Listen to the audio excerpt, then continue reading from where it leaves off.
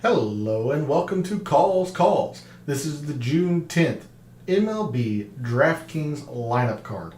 We have 15 games. That's right, all 30 teams are in the nightly slate this evening. So it is going to be a fun-filled show packed with info. So let's not waste any time. All statistics provided today are from baseballreference.com. It is the best tool out there for anything baseball statistic related. You want player comparisons, you want ballpark stats, umpire stats. It has everything. Go check them out. It is well worth your investment.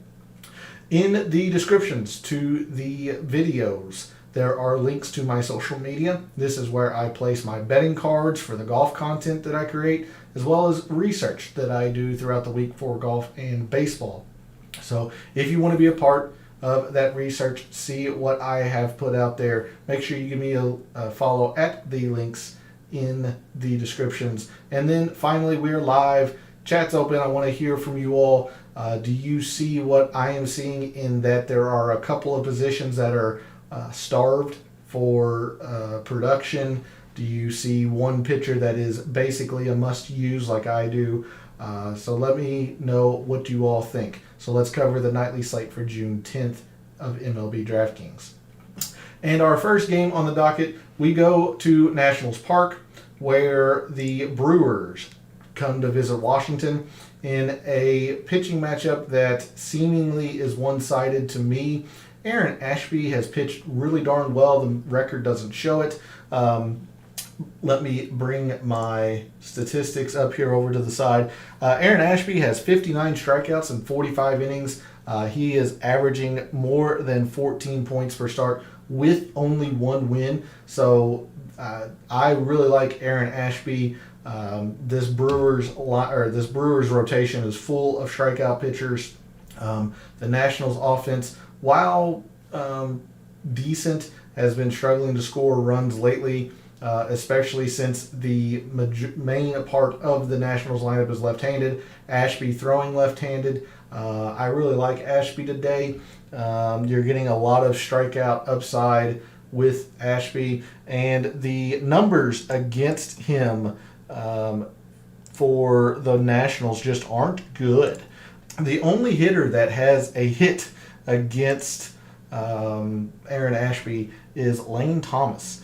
He is 1 for 2 with a double, so I've highlighted him here, especially at 2,800. Could provide some value if you're needing to squeeze in some upper tier pitching or a premium player. So Lane Thomas, a speculative play, but one that I don't mind, especially since he is a lefty killer. And then for the Brewers against Eric Fetty, there are quite a few players that have some experience against Eric Fetty, a lot of plate appearances. Christian Yelich, 3 for 7 with a double. He has been moved to the leadoff position. He's only hitting .230 on the year, so I believe Craig Counsell's trying to get Christian Yelich going, moving him around in the order. With him hitting leadoff, you're guaranteed those plate appearances. Now, he might not get the RBI chances, but if he does get on base, this Brewers lineup can score, can drive him in. So you like that with Yelich, especially 4,000. He is normally in the mid to high 4Ks. With him at 4,000, I really don't mind using him against Eric Fetty, who has really, really struggled this year. You can see 3 and 4 in the ERA, almost 5. Fetty's averaging less than 10 points per start, so not a lot in this game hitting wise, but I do like Aaron Ashby against a struggling Nationals offense. And then with the wind projected to blow out to right center, Christian Yelich, Rowdy Tellez. Rowdy Tellez is also he's 1 for 5 with a homer in his career against Eric Fetty. I didn't list him here because there are quite a few first base options that I like today. But if you wanted to mini stack some power hitting lefties for the Brewers, I think that'd be a pretty good play. But I'm really high on Yelich. I'm pretty high on Ashby as well today. Game 2, we move to Citizens Bank, where the Diamondbacks visit the Phillies, and a matchup for the Diamondbacks that I really like. Zach Gallen's numbers against these Phillies hitters are pretty darn good. In fact, there are only a couple of players that have hits off of Zach Gallen. Quite a small sample size, but JT Realmuto 1 for 3. It is a double, and then Bryce Harper is 1 for 4. So not a lot there, and Zach Gallen's pitched really darn well. As you can see, the Diamondbacks are not a good team, but he is 4-1, ERA under 2.5. He is averaging 18 1/3 points per start. He also has 53 strikeouts, in 56 1/3 innings. So a lot of upside here for Zach Gallen. You're going to be paying the price for it. But this is a matchup that I really don't mind, especially with the wind blowing in from left center. That is going to really kill any power, especially to left field.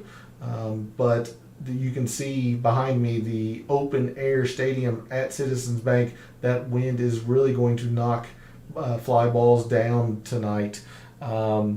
So I like Gallen. I like Ashby a bit more because of the price and more of a strikeout upside. But I do like Zach Gallen. 9,900 is a bit of a premium to pay. Not sure I'm willing to go there a lot, but absolutely an option today. And then for the Diamondbacks, there's only one real player that has a lot of plate appearances against Kyle Gibson with any amount of success. It's Josh Rojas, 3 for 6 with a double. Again, small sample size, but Rojas has been hitting pretty well in his own right this year, hitting 284, 4 homers, getting on base 37% of the time. I kind of like Josh Rojas. I really don't like the price, but I do like Josh Rojas, his matchup today against Kyle Gibson. Ketel Marte has quite a bit of experience against Kyle Gibson. Don't want any part of Ketel Marte today. 3 for 15 in his career against Kyle Gibson. David Peralta, 2 for 7 with 2 singles. So not a lot here in terms of plate appearances against either pitcher. I do like Josh Rojas, And then for the Phillies against Zach Gallen, Bryce Harper, 1 for 4 with a double in his career against Zach Gallen. So, I'm not in love with the Phillies lineup tonight. I'm really not in love with Kyle Gibson. I will use Zach Gallen, but I'm going to try to use him sparingly because of the price. There are quite a few other pitchers, especially lower in the price board, that I like. And as I mentioned in the intro, there is one pitcher that I think is a must start tonight, and he is quite expensive. So that is a look at the game in Philadelphia. We move to the Bronx, where the Chicago Cubs visit the Yankees. And this is a pretty one-sided game that I see. Severino could absolutely be argued that he is one of the must-use pitchers. I'm seeing somebody else, but I really do like this matchup for Luis Severino. The wind is supposed to be blowing in at Yankee Stadium. So any of the right-handed power that the Cubs provide, Frank Schwindel, Wilson Contreras, Patrick Wisdom, is going to get neutered, I believe, tonight in the Bronx. But for the Cubs lineup against said Severino, because there is very, very little plate appearances or exposure to Luis Severino, I've highlighted a couple of speculation plays, and this will tell you the two positions that I really think are scarce today. You've got Nico Hoerner with second and shortstop eligibility. He's been hitting pretty darn well lately, coming off the IL a couple weeks ago. Hoerner hitting 293 with 9 extra base hits. He does have 6 steals. He can provide some help on the bases. So Nico Hoerner, like him today, especially at 3,000 for a couple of positions that are starved. And then Ian Happ. With the left-handed power that Ian Happ is, he's a switch hitter, but his power is all on the left-handed side. The short porch in right at Yankee Stadium. Yes, the wind's blowing in, but Ian Happ could take advantage of that short porch. Ian Happ hitting 270, 12 doubles, 6 homers, getting on base 37% of the time. So Ian Happ could provide some value for you. And you see the amount of hitters that I've highlighted for the Yankees. It's not that I love all of these plays. It's simply the fact that they have a lot of plate appearances against Wade Miley. And you can see why I believe third base is pretty darn loaded today. You can see as many third basemen as the Yankees have are all highlighted. So first I'm going to cover Anthony Rizzo. From Miley's time in Cincinnati, there's quite a lot of experience here. Anthony Rizzo only hitting 200 against Wade Miley, but 2 doubles and a homer. We know Anthony Rizzo's propensity to get hit by pitches. He's been hit 3 times by Miley. He's also drawn 4 walks off Wade Miley. Rizzo's averaged 1.2 points per plate appearance in his career against Wade Miley. I don't hate it, but I don't love it either, especially at the astronomical price of $5,700.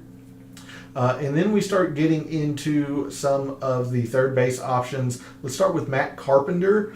Matt Carpenter, 6 for 19 in his career against Wade Miley. Again, Miley's time in Cincinnati, Carpenter, the longtime St. Louis Cardinal. Matt Carpenter's averaged 1.3 points per plate appearance, a couple of doubles, a couple of walks. Again, a little bit of speculative play here. You're looking at the success against Miley, but you also get some price savings. A pretty good mid-tier option here for the Yankees at third base. And then DJ LeMahieu, 6 for 20 with a double. So a lot of singles here, but he's hitting 300 in his career against Wade Miley. LeMahieu also having a pretty darn good season, 264, 17 extra base hits, getting on base 35% of the time. You're going to be paying for it, especially at second base where there's not a lot of options today. But LeMahieu hitting at the top of the Yankees lineup, which I expect to score quite a few runs tonight, could provide a lot of value for you.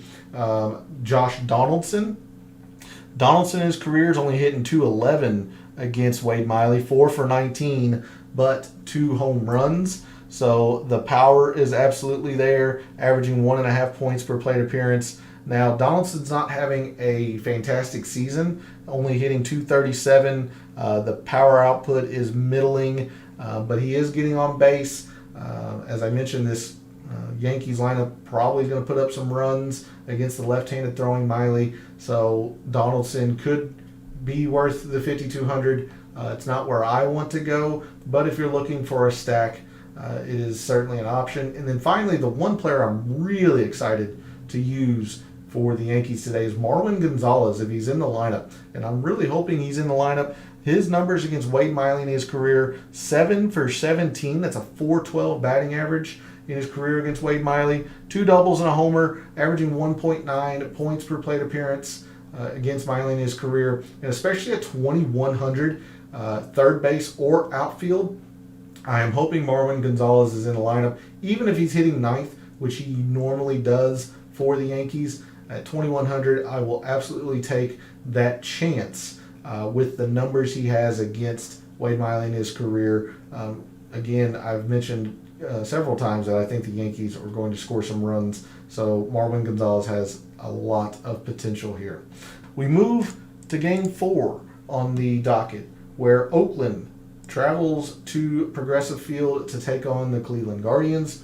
You can see here that I don't have a lot highlighted in terms of hitting.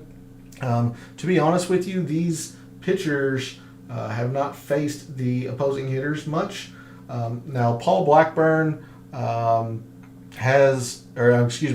McKenzie has faced the A's 2 or 3 times, and one of the starts was actually pretty bad for him against the A's. There's quite a few hits here, but Tristan McKenzie has pitched A lot better than the numbers say. 3-5, but a 3.10 ERA, 49 strikeouts in 58 innings. So he's averaging close to 17 points per start. At 8,800, it's not going to absolutely break the bank. And then the Oakland offense is pretty anemic. So Tristan McKenzie, a lot of intrigue here. For the A's against McKenzie, I've only highlighted Seth Brown, 1 for 4 with a homer. That is the only extra base hit against Tristan McKenzie.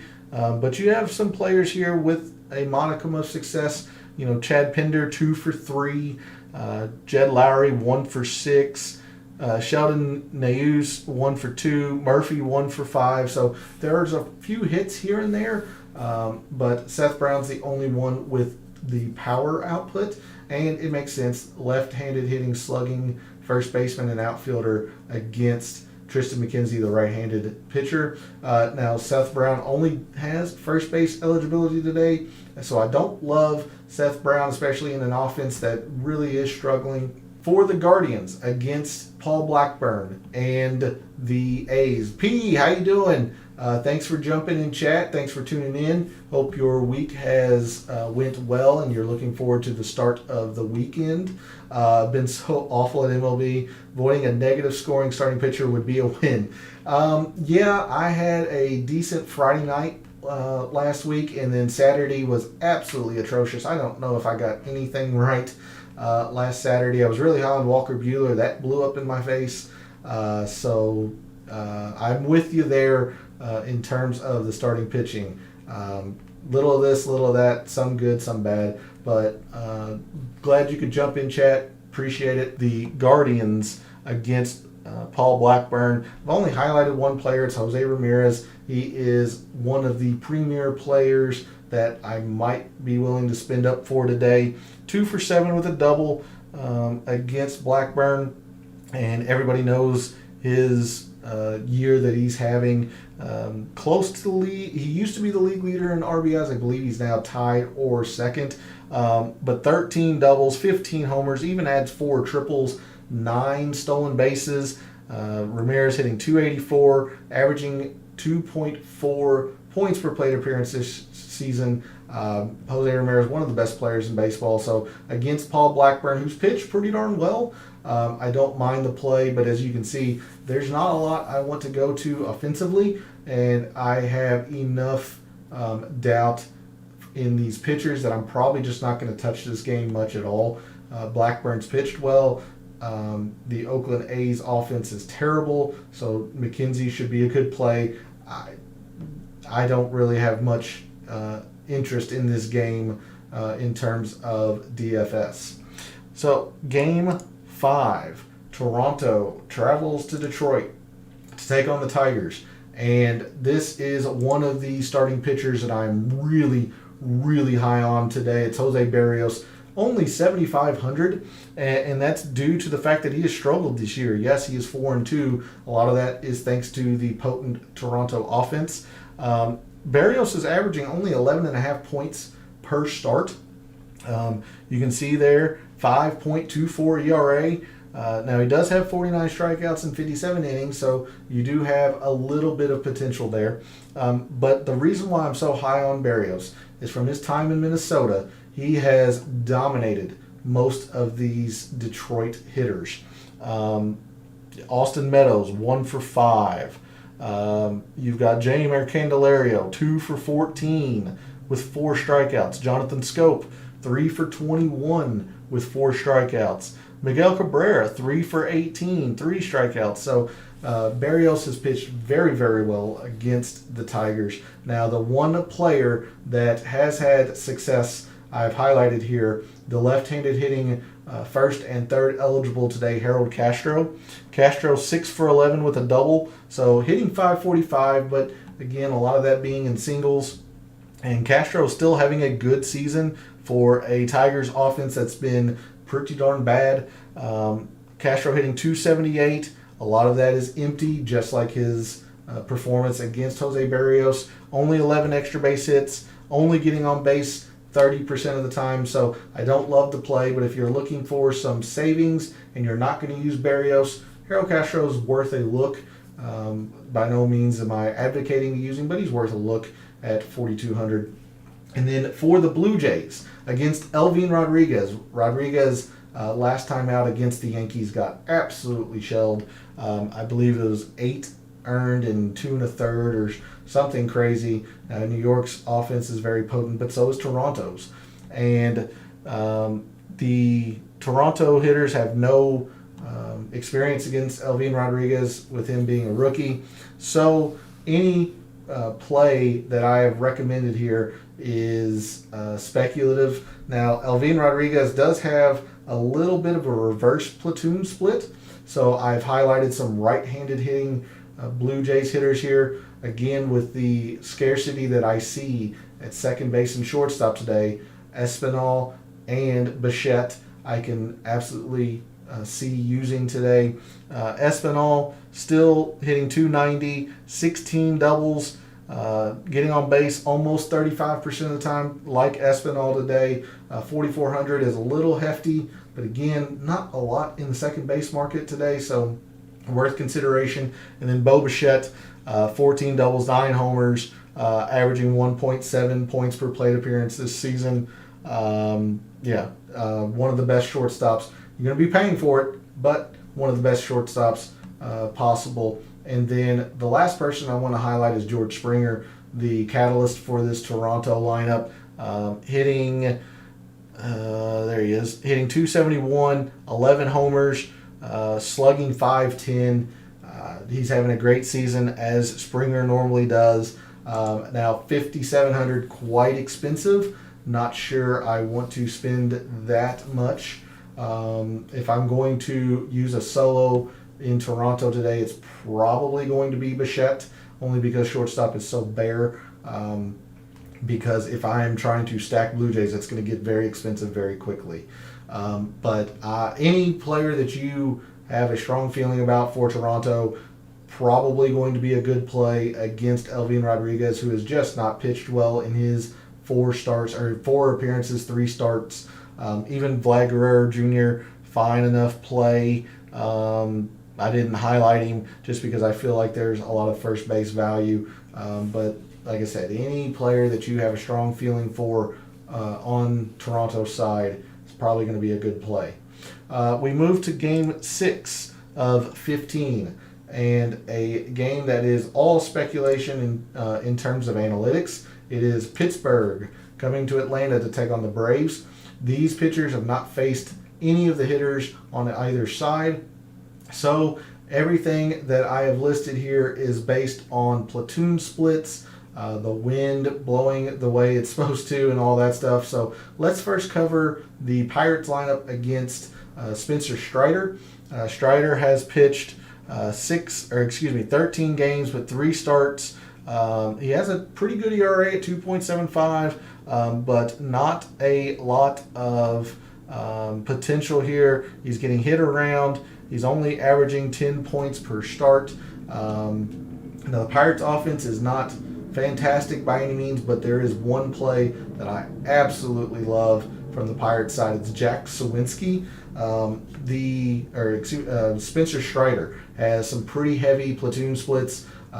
Being a right-handed pitcher, he has struggled, especially in the power department, against lefties. Lefties are slugging very high against Strider. And Jack Sawinski, 8 homers in 120 at-bats.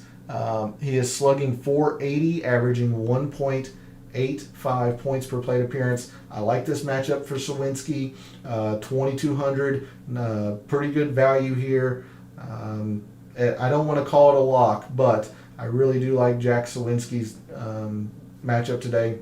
And then I listed Daniel Vogelbach again at first base. Not the power output that you would think from Vogelbach, but it is a left-handed slugger against the right-handed throwing Spencer Strider. And then for the Pirates starter, Roansy Contreras, facing the Atlanta Braves. Contreras has some pretty heavy reverse platoon splits. So the right-handed throwing Contreras has really struggled against right-handed hitters. So you can see who I've highlighted here. The power hitting William Contreras. He has 8 homers in 80 at-bats, 8 homers in 90 plate appearances. So hitting 304 as well, just as a catcher, is fantastic. You're going to be paying the price for it at $4,800, but absolutely well worth it, especially with Contreras struggling against righties. I've mentioned that second and short I see as pretty shallow today, so I've highlighted Ozzie Albies, Dansby Swanson, and then Ronald Acuna Jr. What's there to say? One of the most exciting players, one of the best players in baseball. 6,200, the second highest priced player on the board today. Might be the highest. I can't remember if it's him or Judge, but Ronald Acuna hitting 312, has stolen 11 bases, 12 extra base hits in limited time. What's there to say? 6,200, probably going to be worth it against Roansy Contreras, but Contreras has pitched well. You can see 1-0, ERA under 2, has quite a few strikeouts. So another game that is all speculative. If I do come to this game, it's probably going to be in Jack Sawinski. I'm just not a believer in Spencer Strider as a starter. He has worked in relief most of the year and then has been inserted into the rotation in the past 3 weeks or so. But really like Jack Sawinski, but otherwise not a lot of interest in this game, mostly because of the prices. Swanson, Albies, Swanson 5,500 at shortstop. That is a whole lot for a player that is really boom or bust. So not a lot of interest in this game like there was in Cleveland. Game 7, Texas comes to the south side to face the White Sox. And another pitching matchup that is quite speculative. These pitchers don't have a lot of experience against the hitters on the other side. That Swanson salary is gross. Yes, it is. It is very, very gross. Do not like the play, but again, I had to highlight him just because shortstop is so bare. And one of the reasons that I believe it's bare, Tim Anderson has been on the IL for this White Sox lineup, and overall the White Sox lineup has struggled with Tim Anderson not there. He is the table setter. He is, when he went on the IL, Tim Anderson was hitting 356, 9 doubles, 5 homers. Just he's the table setter for this club, and now that offense is struggling a little bit. Jake Berger has picked up the offensive production in the power department, but they are still struggling to score. So against Glenn Otto, again, no plate appearances. Otto does have some reverse platoon split, not as heavy as Roansy Contreras, but he does have a little bit of a reverse platoon split. So I've highlighted righties against him. Jose Abreu at 4,400.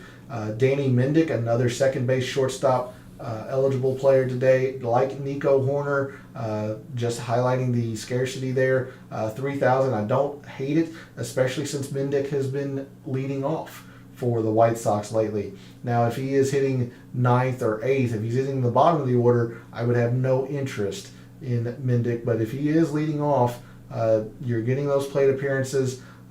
It might be worth it at a lower to mid-tier price. And then Luis Robert, probably the best player on the White Sox right now, or at least arguably the best player on the White Sox right now. He has had a pretty good season so far, hitting 281. The power isn't there yet from Luis Robert. He did spend a little bit of time on the IL, but he does have 8 steals. At 4,700, I don't like the price there either, especially since I'm down on this offense overall. But it is certainly an option against Otto, who has had less success against righties than lefties. And then for the Rangers against Davis Martin. Martin 0-2. He has only thrown 10 1/3 innings. He's only averaging 10 points in those starts. I have highlighted a couple of Rangers, and not surprisingly, the middle of the diamond infield. Marcus Semien has been heating up a little bit, and when I say heating up, His average is now up to 221. That's how bad Simeon had been in the first couple months of the season. But he is starting to get going. 9 doubles, 6 homers. He's also added 10 steals. So Simeon now up to 1.45 points per plate appearance. And then Kyle Seager, those two generally forming the 1-2 top of the lineup for the Rangers. Corey Seager hitting 227, but he does have 11 homers. He's not having a Corey Seager type season that you would expect. Both of them in the high 4,000s, all approaching 5K. Don't love them. Again, it's all about the scarcity at the positions. So if I do come into this game, I'll probably dip my toe in the White Sox lineup. I don't love it. This offense has not been producing lately. Another option could be Jake Berger, as I mentioned. He's picked up his offensive production lately, especially in the power department. He's up to 7 homers. He's hitting 265, slugging almost 500. So take a look at Jake Berger as well. I didn't highlight him because there's a lot of third basemen that I like today, but Jake Berger could be another option for you. Game 8, Tampa comes to Target Field to take on the Twins in a very underrated pitching matchup, I think. Drew Rasmussen has pitched very well for the Rays so far this season, 5-2, 3.7 ERA, 46 strikeouts and 43 2/3 innings, averaging 13 points per start. Now 13 points per start, paying $9,400. You're not excited about that, but the numbers against the Twins in his career, only one player has a hit against him, and it's the player I've highlighted, Max Kepler, 1 for 1 with a single. Now Rasmussen doesn't have a lot of numbers against the Twins in general, but again, I believe in Rasmussen against this Twins lineup. So $9,400, like Zach Gallen, not in love with the price. I might use him a couple of times in lineups, but being really high on Barrios, being really high on Severino, and the pitcher we haven't covered yet that I think is a must start. I think there are better options. And then for the Rays against Devin Smeltzer, I've highlighted a couple of lefties here. Smeltzer has struggled, like Spencer Strider, in the power department, giving up power to left-handed hitters. So Ji-Man Choi, power hitting first baseman for the Rays. Don't hate the price. He's also hitting 278. Now, he only has 5 homers on the season, but the Rays manufacture runs in a lot of different ways. Choi homered yesterday, giving the Rays the 2 runs that they needed to win. Hot take, Shane McClanahan is pretty good. So Choi there at 3,700, and then Kiermaier, only if Kiermaier is leading off. He has been leading off lately for the Rays. So at 3,300, if you're going to get the amount of plate appearances you would expect from a leadoff hitter, could be an option. I don't love it. Kiermaier's only hitting 219 on the season, so not in love with the play, but Smeltzer does struggle against lefties. So there's a look at the game in Minnesota at Target Field. Again, just not a lot here that I would be excited about. If you don't believe in the Rays offense, then Smeltzer could be a decent play today, especially at 7,800. But this is a game like a couple others that I don't have a good feel for, and I don't have a lot of interest in. Game 9, Miami travels to Houston, and a pitching matchup that is pretty darn strong. Pablo Lopez against Luis Garcia. Pablo Lopez averaging almost 21 points per start, 4-2, 67 strikeouts and 66 innings. As is per usual in an interleague matchup, not a lot of experience against the opposing pitcher. In fact, only one player on each side has faced the opposing pitcher. So again, just a lot of speculation here. Now, Pablo Lopez has had some issues against lefties. So obviously, Yordan Alvarez, the power hitting outfielder that he is at 6,100. Again, a lot to pay, especially against Pablo Lopez, who's pretty darn good in his own right. I also highlighted Michael Brantley if you're interested in this Houston offense but don't want to break the bank. Brantley normally hitting second for Houston. And then on Miami's side against Luis Garcia has pitched pretty darn well this year. He's only 3-4, but an ERA right at 3, 53 strikeouts and 55 2/3 innings. He too has struggled against lefties and struggled mightily against lefties. So the only play that I'm in love with is Jazz Chisholm, normally leading off for the Miami Marlins, hitting 255, 10 homers, 7 doubles, 10 steals. You're going to be paying for it at $5,700, but is one of the best fantasy second basemen there are against Luis Garcia, who has struggled against lefties. Take a long look at Jazz Chisholm. So another game here that I am not. It's not that I'm not interested. There's a number of ways it can go, so I'm not sure if I'm going to get here in this game because of the possibilities. You can see Pablo Lopez dominating as he has done a couple of times this season, or you can see the Houston offense just roll like they can, and then Miami's offense could struggle. Luis Garcia has had a couple of clunker of outings, so again, in an interleague matchup, as a statistical analyst, these are hard for me to go by with no plate exposure or plate appearances against the other pitcher. Game 10, Baltimore in Kauffman Stadium to take on the Royals.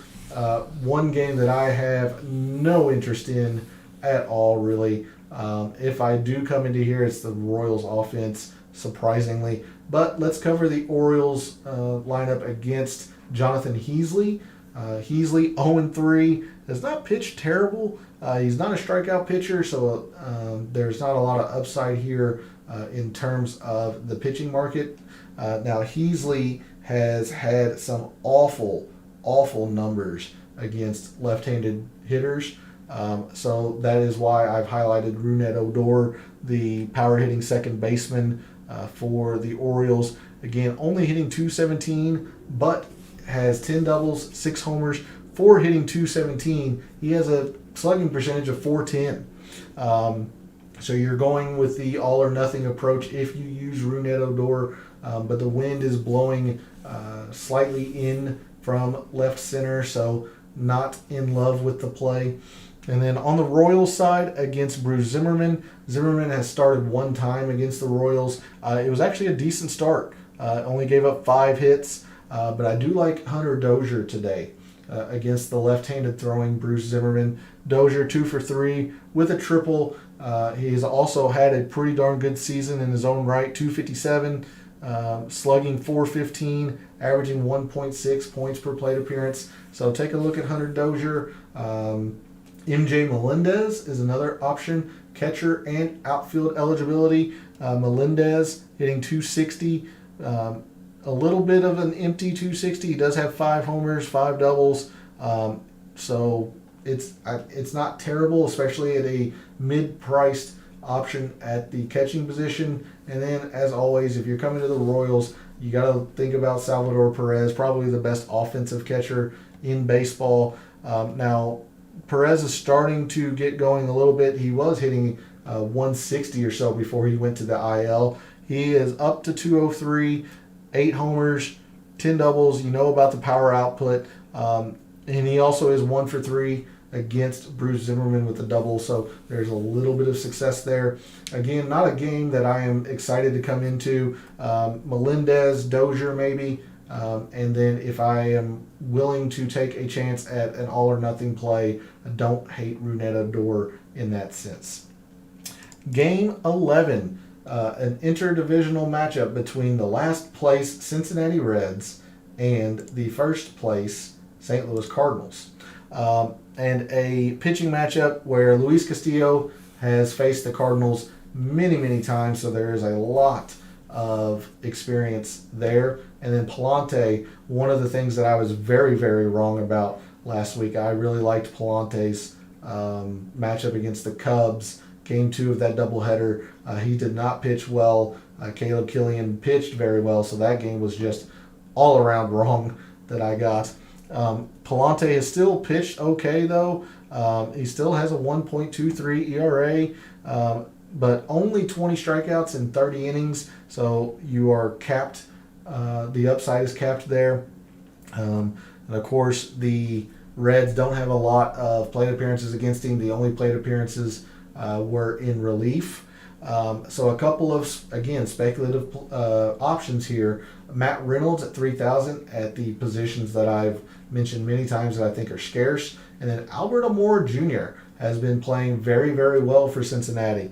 Almora, 301. It's a little bit of an empty 301, only 3 doubles and 2 homers. But he is getting on base 32% of the time. Has a couple of steals. Almora might be worth it at 2,600 against Palante, who is, again, one of these pitchers with a reverse platoon split. Has struggled against righties, has excelled against lefties.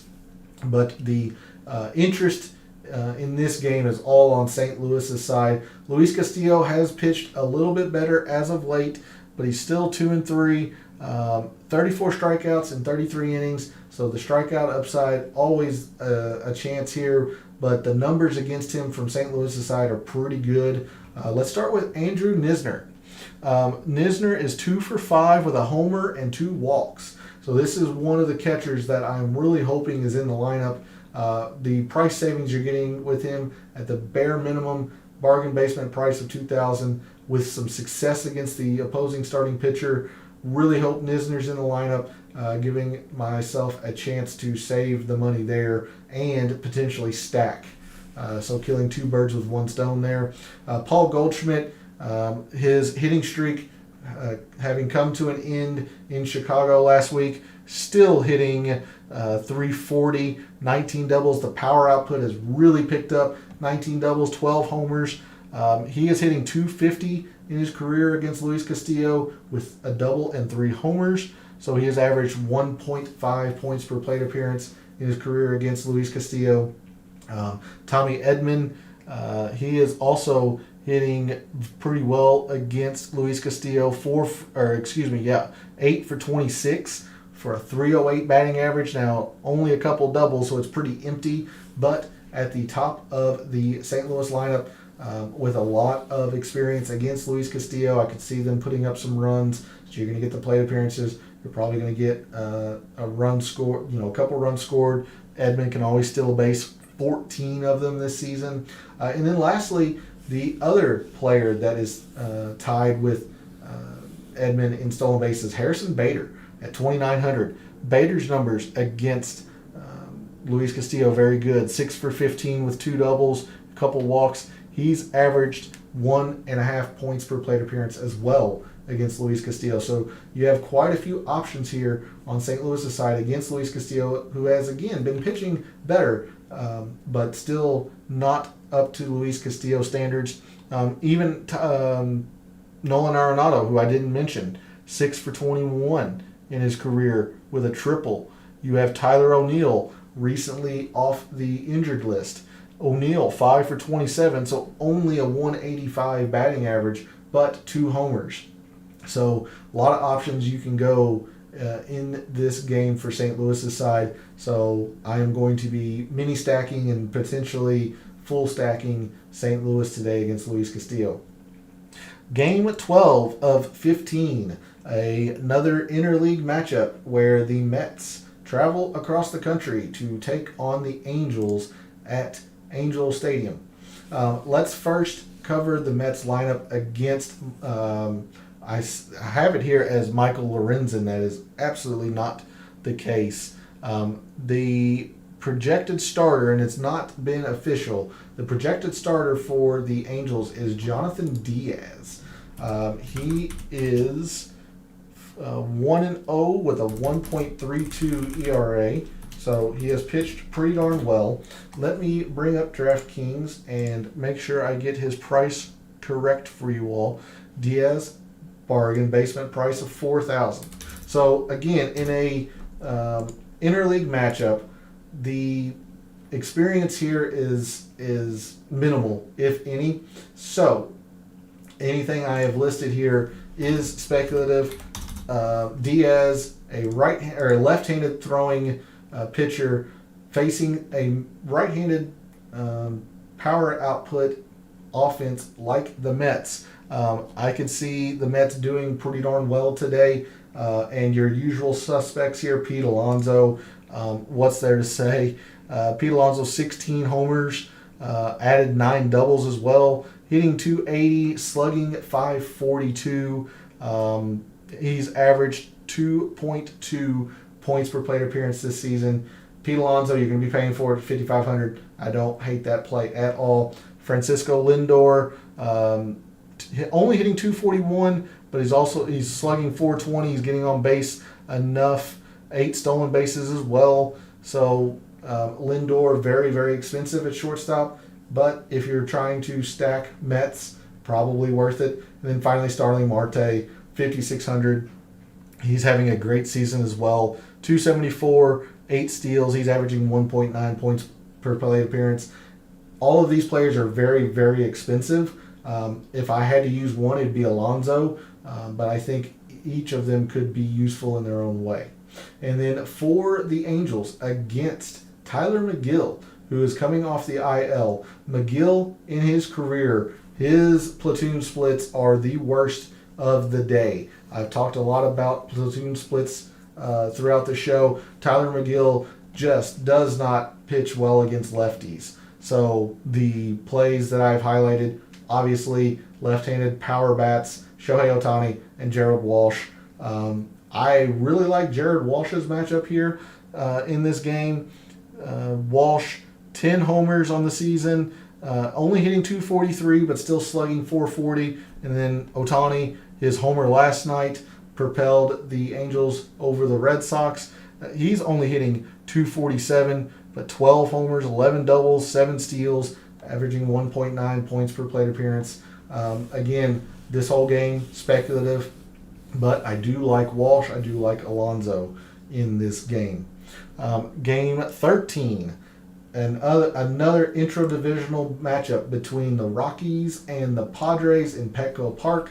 And we have finally reached the pitcher that I think is a must-start. It's Joe Musgrove, the NL Cy Young Award winner in my mind. If the season were to end today, 6-0, 1.64 ERA, the highest priced pitcher on the board. This Rockies offense has really been struggling, especially away from home. And the numbers against Musgrove are really bad. Save a couple of players who I've highlighted here. So Charlie Blackmon, 5 for 11 with 2 doubles in his career against Musgrove. Pretty good numbers there. But he's only hitting .260 on the season as a whole. Only getting on base 32% of the time as well. So Blackmon not having a Charlie Blackmon type season, but the numbers are good against Musgrove. And then Jose Iglesias, 2 for 7. Not very often you get a homer out of Jose Iglesias, but 2 for 7 with a homer in his career against Joe Musgrove. Garrett Hampson, also 3 for 7, all singles, but he also has 3 strikeouts against Joe Musgrove. So not a lot on this Rocky side that I like, especially with the offense struggling. Joe Musgrove is going to be close to 100% lock for me today. And then for the Padres against Chad Kuhl. Kuhl has some pretty good numbers against the Padres as well. I can see this being a pretty low-scoring game.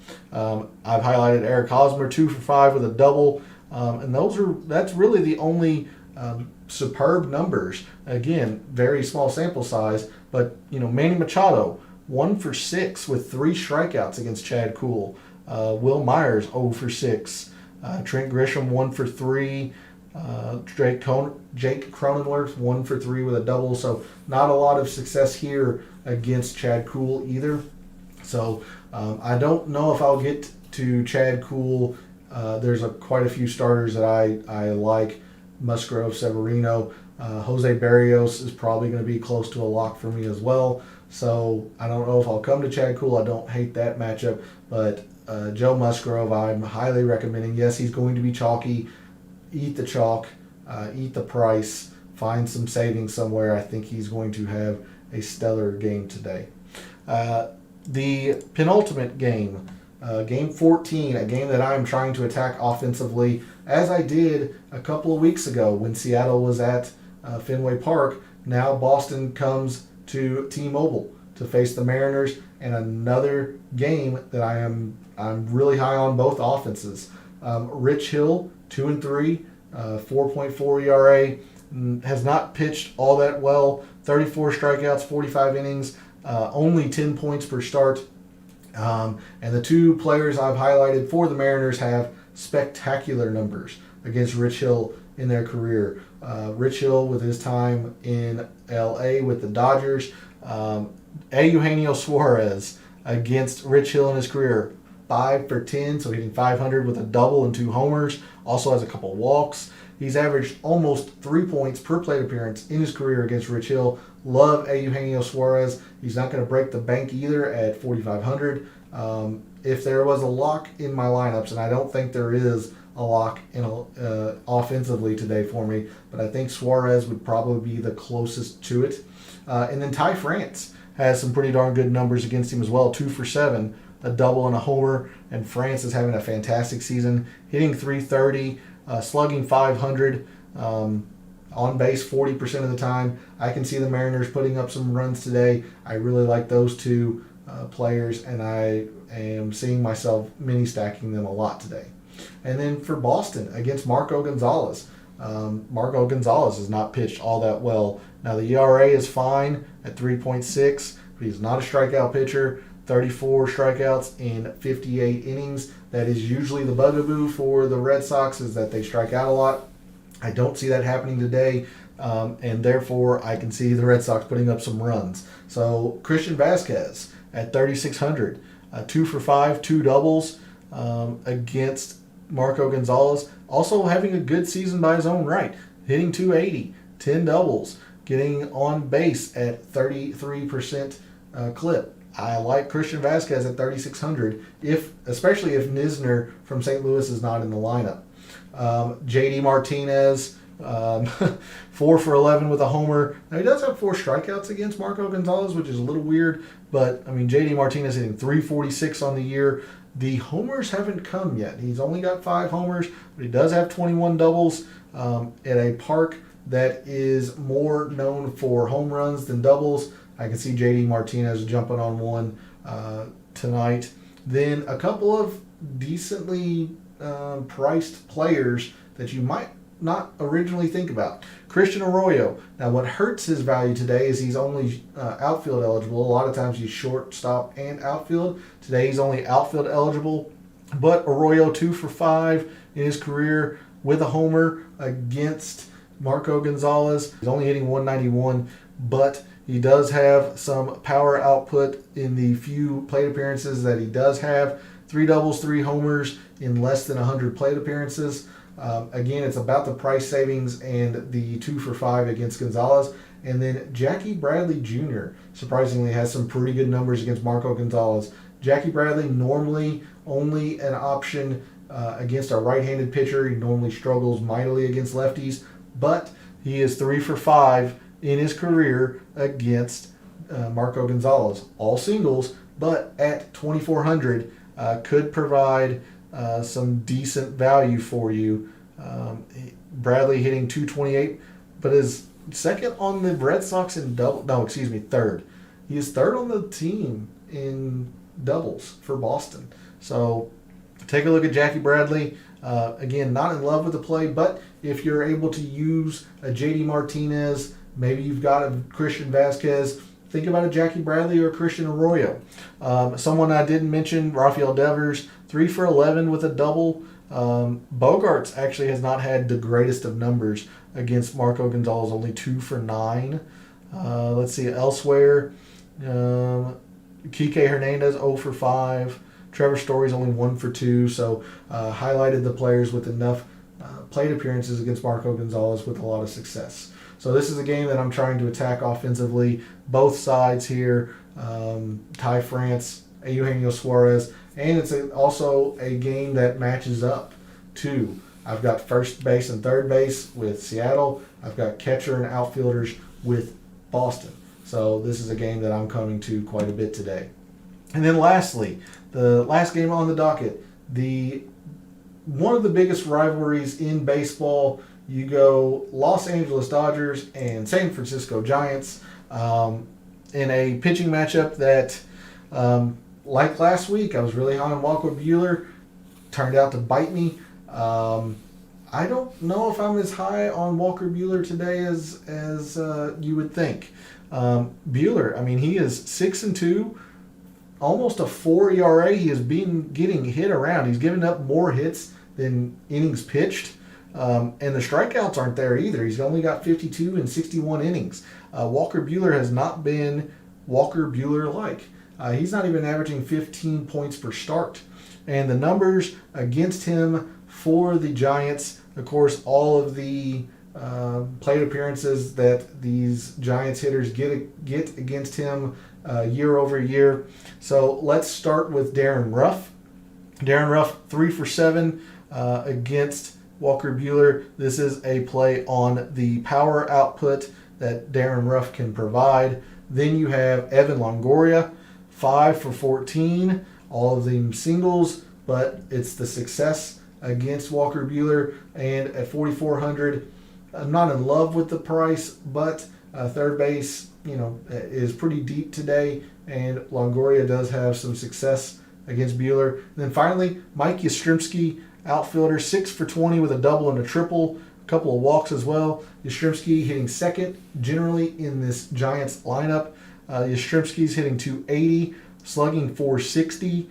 There's a lot to like there for Yastrzemski against Walker Buehler. Now, one place I am not going for the Giants is Brandon Crawford, 4 for 23 in his career against Walker Buehler.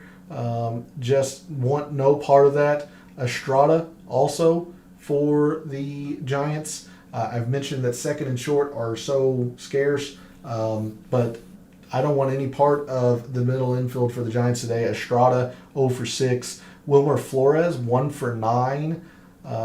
Listell is 2 for 8. Not terrible, but not excited about it either. So I have enough concerns with Walker Buehler that I'm going to be shy about it. But Walker Buehler is still one of the most talented pitchers in the game, and I can see him coming out and throwing a gem. And then for the Dodgers against Jacob Junis. Junis has pitched extremely well today, or up to date. 2.51 ERA, a little bit limited in the strikeout department, only 35 in 43 innings, but his whip is under 1. The wind is supposed to be blowing out to right center, Triples Alley in Oracle. So the only players that I've highlighted here, Freddie Freeman and Trey Turner. Freeman, the lefty, hitting first baseman, 290, 21 doubles, only 4 homers, so not the power output that you would expect. But with the wind blowing out to right center, you can see Freddie Freeman getting a double or 2, maybe pulling one down the line for a homer. And then Trey Turner, only because shortstop is so scarce, 1 for 3 with a double in his career against Jacob Junis. So that's a look at the slate today for June 10th. I'm going to bring you back to the opening or the intro page. Let's check and see if there are lineups out today for June 10th. Let's see. We have Okay, so we've got at least 4 complete games of lineups. Milwaukee and Washington, those lineups are not out. So let's go to Arizona and Philadelphia, where both teams' lineups are out. So we go back to Citizens Bank. The lineups. Let's see. Josh Rojas is playing today against Kyle Gibson for Arizona. He is hitting second. So you really like that. That helps that 4,300 price quite a bit. David Peralta hitting fifth. Let's see. For the Phillies, Bryce Harper obviously playing, hitting third for the Phillies. It looks like the Phillies have really stacked left-handers. Bryson Stott getting the start Garrett Stubbs getting the start over JT Realmuto. They're really trying to load up the lefties against Zach Gallen. Rojas is interesting now that he is hitting second today. Again, if I'm going to come up to here, I probably want Eugenio Suarez. But if I'm looking for some difference, some variation in my lineups, or to go really unique pivot at third base, I don't mind Josh Rojas. Game 3, Yankees and Cubs. The Yankees lineup is out, so we'll go to the Bronx really quickly. For the Yankees, LeMahieu leading off per usual. Judge, if you want to go to him, second. Anthony Rizzo's hitting third. Josh Donaldson fifth. Marwin Gonzalez is in the lineup. He is hitting ninth. Again, at 2,100, I think that is well worth going to. Marwin Gonzalez is going to be probably the lock, I'll say, for offense, because I'm going to lock Musgrove and Berrios in terms of overall, but I really am high on Marwin Gonzalez today. So Gonzalez hitting ninth, Rizzo third, Donaldson fifth, Mayhew first. The full Oakland and Cleveland game lineups are out. So we go back to Cleveland. You have Seth Brown hitting third for Oakland, and then for Cleveland, per usual, Jose Ramirez hitting third as well. Josh Naylor hitting fourth, has a little bit of success against Paul Blackburn. Again, this is a game that I'm just not interested in. If I do, it's probably Jose Ramirez, and if I'm going to splurge that much, I might try to spend on the Cardinals. The couple other lineups or games that are out, Toronto and Detroit, so we'll move back to Comerica. And for Toronto, Springer first, Bichette second, Espinal sixth, Vlad Guerrero Jr. third. So if you have strong feelings about anyone in Toronto's lineup, they're probably going to be a good play against Elvin Rodriguez, who has not pitched well. And then for Detroit, Harold Castro is hitting sixth. I don't like the price, but he has had a lot of success against Berrios. Pittsburgh and Atlanta. We go back to, I think it's called Truist now. Yeah, Truist Park. For Pittsburgh, Jack Sawinski is not in the lineup. That is very, very upsetting. So Sawinski, the player that I was very, very high on for Pittsburgh, Sawinski is not in the lineup.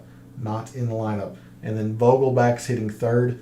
For Atlanta, you have Contreras hitting seventh. You don't like that, especially at the price. Albies is hitting sixth. Acuna first. Swanson second.